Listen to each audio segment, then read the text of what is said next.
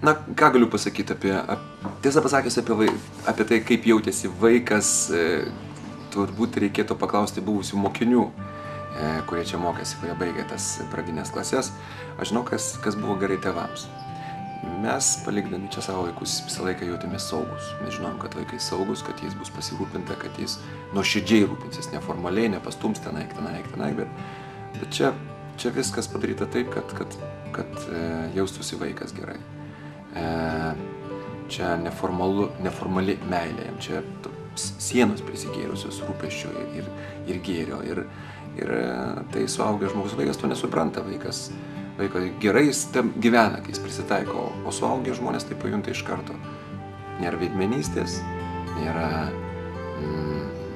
formalaus požiūrio, kur yra labai daug aplink. Aš turiu patirtį, dabar dukra išėjo į kitą mokyklą ir visai kita atmosfera.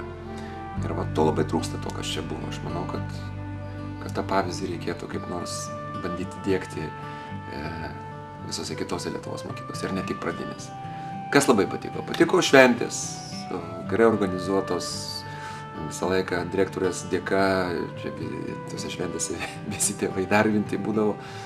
Gal ne visi, bet visą laiką keitėmės. O kai kažką padarai bendro, tai ir linksmiau ir visą tai žiūrėti. Vėlgi neformalus požiūris. Va štai mes tą padarėm, mes praeitais metais taip padarėm, o mes kitais metais taip padarysim. Tai maloni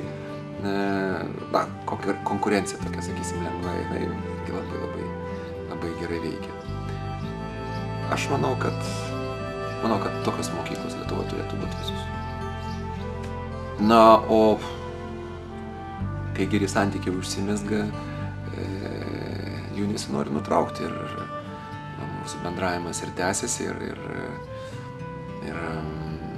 dalyvavau čia mokyklos renginiuose ir vėl padedu mokyklai dalyvauti ten jau, sakysim, jau platesniuose erdvėse, net TV išeisim kartu, taip kad smagu.